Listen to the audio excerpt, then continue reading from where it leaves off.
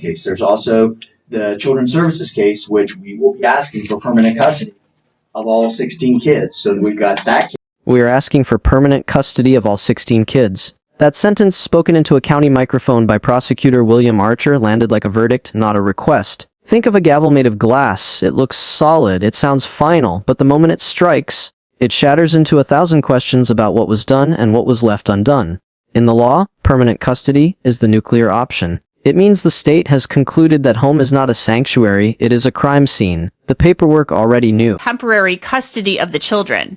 Now, the investigation into the Ciders children and their family, keeping them off the radar, continues. But Prosecutor William Archer has told the Venton County Commissioners that the county is seeking permanent custody of all 16 children. Permanent. Prosecutor Archer didn't just brief the Venton County Commissioners on a case. He asked for $20,000 in emergency funding to handle a situation he described as having a life of its own. The county is seeking permanent custody of all 16 children rescued from the Omar Street property. This is not a temporary protective measure while parents get a parenting plan together. This is a legal wall. If granted, Gary Ciders Jr., Elizabeth Ciders, and the rest of that family tree will never get those children back. I'm making a request for a separate line item for the Ciders case. I'm asking for $20,000. If we don't spend it, it'll go right back to you guys. But I'm going to have overtime and things that I'm going to have to. A case of this magnitude is not an easy. You can hear the bureaucratic exhaustion in the audio from that meeting. Archer told the commissioners he needed the money for overtime and resources, framing it as a simple line item request. But hidden in the static of budget talk is a declaration of war against a family's right to exist. He promised the money would be returned if unspent, but the intent behind the spending is irrevocable. The state isn't just intervening, it's severing a bloodline by court order. No, and it sounds like, and again, I had a similar case in Hamilton County. The Crafts, Robin and I forget the dad's name, but we both went to trial on both of them. They were sexually abusing their kids and putting it over the internet. And those kids, Hamilton County got permanent custody of those because there's no way they were ever going to give them back. To understand the gravity of this motion, you have to understand the foundational goal of family court. The system is designed for reunification. Permanent custody is an anomaly reserved for cases where the evidence suggests rehabilitation is a fantasy. As former prosecutor Mark Pietmeyer noted, in his 44 years of practice, seeking permanent custody this quickly is a signal that the situation behind closed doors had to be horrible. To see these kids. And if a kid is physically or emotionally or mentally somehow abused, people are going to pick up on that real quick at school. The classmates are going to go home and tell their parents, you know, so-and-so came to school today and either she told me this or I noticed this about her, and word's going to get out. So I think that would be the main factor. These parents don't want people to realize what's going on. We are starting to see the shape of that horror, not through gossip, but through physical evidence left at prior addresses. Before the family landed in Venton County, they lived in a house on Honeysuckle Drive in Cheshire, Gallia County. When they left, they didn't just leave dust. A contractor rehabbing the house reported it was full of human and pet feces, urine, and children's clothing stuffed into an attic, as if a child was living hidden away in the insulation. The paperwork already knew. This would have been in 2020 or 2021. The neighbor said the family kept to themselves, and while he saw children outside at times, mostly they just stayed in the house. A woman who works nearby told us the house was absolutely trashed by the Ciders. She knows the man who owns it. And we previously told you that the man who rehabbed the house told ABC6 in Columbus that the house was full of urine. A neighbor confirmed the family lived there and thought they had 9 children. The neighbor said they kept to themselves, mostly staying inside. That isolation wasn't a lifestyle choice, it was an operational security measure. Every wall in that house now becomes a silent witness. The visual here isn't the trash, it's the attic. Picture a small piece of fabric, a child's shirt, catching the attic dust, marking a spot where a body was hidden not by death, but by a system of hiding that spanned a decade. I mean, we have at least 4 prior addresses that we've visited in Gallia County. And the one house that they lived in before they moved to Venton, it was trashed, we were told. Like, absolutely trashed. Human feces, pet feces, urine, kids' clothes in the attic. I mean, what on earth? Have you ever seen anything like that, Mark? No, I have not. And I prosecuted for 44 years. I did specials in a lot of counties across the state. I've seen bad things, but no, I personally have never been involved in a case involving kids except a sex. And that system of hiding relied on a specific tool, the erasure of educational records. The 16 Ciders children were not in school. They were not registered as homeschooled with the state of Ohio. Keeping a child out of school isn't just educational neglect. It removes the mandatory reporters, teachers, nurses, counselors, who are legally obligated to spot abuse. If you don't want the world to see what you've broken, you simply keep the broken thing out of the light. North. Well, I don't know how the county children's services agencies communicate with each other, but you mentioned 4 different moves. If there's one visit from a children's services agency and things are bad and they're bad, I can see why the family thinks, you know what, we got to get out of town. We got to move on to someplace else. And maybe that's the reason why they kept moving around, because they knew that children's services agency is going to come back. It creates a stark question: did the system knock and then let them run? We now have verified information that Children's Services in Gallia County had contact with the Ciders family before they abruptly moved to Venton County. Imagine a delivery driver noticing a package leaking fluid, logging it as damaged, and then just leaving it on the truck for someone else to find at the next stop. If a state agency makes contact and the family immediately flees 1 county north, does that count as an investigation or just a missed exit? $20,000 additional money to help with the cost of the Ciders case. If all of it is not used, it will be returned. He has some help from the state, but it will not cover all. The children's services cases will be another expense, as the county is asking for permanent custody. The ticking clock here isn't just about the kids currently in therapeutic foster care. The commissioners' meeting minutes show Archer asking for 20,000 specifically because the investigation is expanding, not winding down. The county has asked the state attorney general's office for help, but as commissioner commentary noted, the money only goes so far.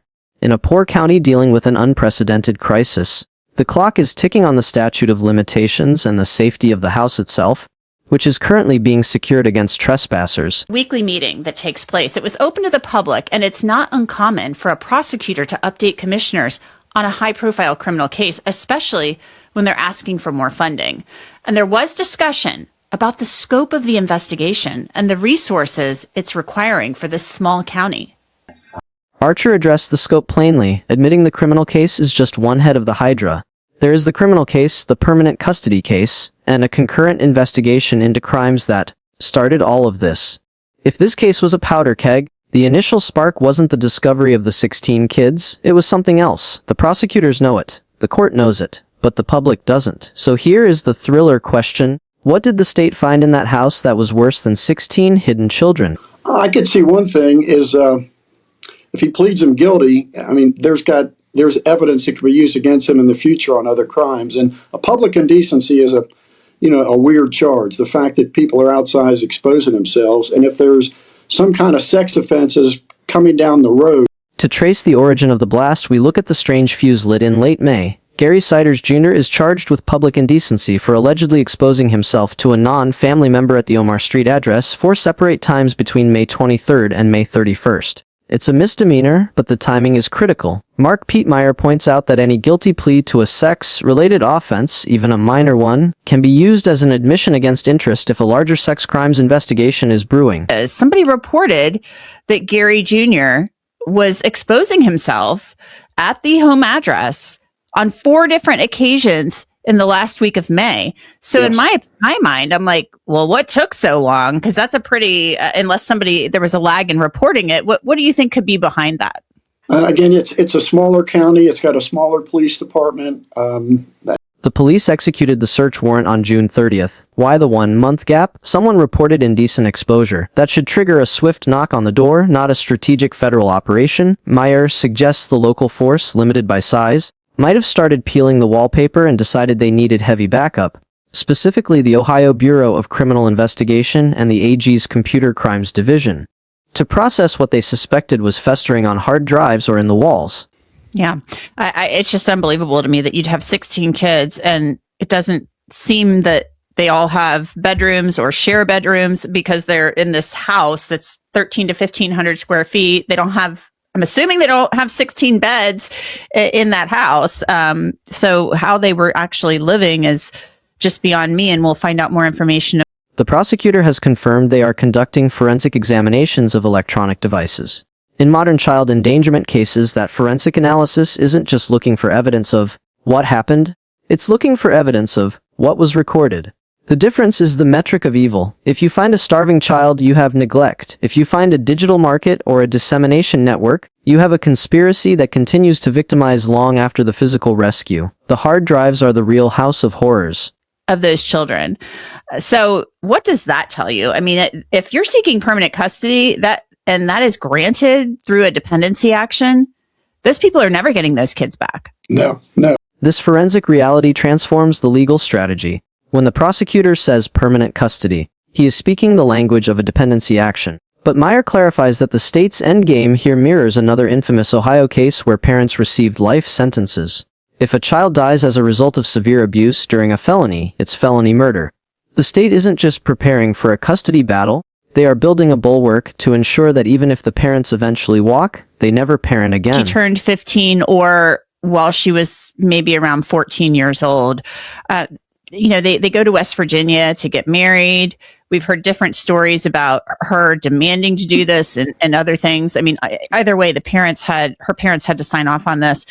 There's been so much talk about this out that way. We've heard from a lot of people who get married, who had been married or got married at age 15, which just stuns me. What are your thoughts on that? It's just a different society. Again, I was 21 when my wife and we got married. So that nowadays that almost seems young, but to be 15 years old and actually carrying kids and getting married, it would take a rare individual to me to be able to. Finally, the narrative forces us to look backward at the architecture of this family. Elizabeth married Gary Ginder when she was 15. She was pregnant as a child herself, with her parents signing off on a marriage to a legal adult in West Virginia. If you're looking for the root cause, don't start with the feces in the attic, start with a 14-year-old girl whose autonomy was legally signed away by the very people meant to protect her. That cycle did not break on Omar Street, it simply multiplied. A second gag order, this one at the request of Christina Ciders' attorney. It's less restrictive than one Judge Rogers previously signed off on in Gary Jr.'s case. Caring for the 16 children has been taxing. The judges have now issued a second gag order, this time covering Christina Ciders. The walls are closing. The family wants to speak, but the court wants the evidence to speak louder, while the legal machine grinds forward, likely via a special grand jury to handle the sheer volume. The 16 children remain on the outside for the first time in their lives. The items requested for their care now include fidget toys, sensory learning tools, and flashcards. They are playing catch up on a childhood that was stolen in real time. Nobody asked. Nobody answered. Magnetiles, puzzles with handles, baby dolls, and plush stuffed toys, push-behind walking toys, learning and sensory toys for infants and toddlers, especially in gross and fine motor skills, preschool through 12th grade learning materials, such as flashcards.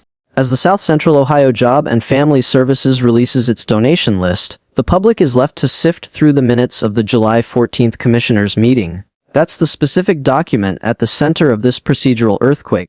I'm asking you to find the official audio or minutes of the Venton County Commissioners meeting from July 14th. Listen to William Archer's tone when he says, "It's not anything that I've created." Ask yourself a single question in the comments. If the state wasn't asking for permanent custody, what specific piece of evidence made them believe these children were permanently lost? The paperwork already knew.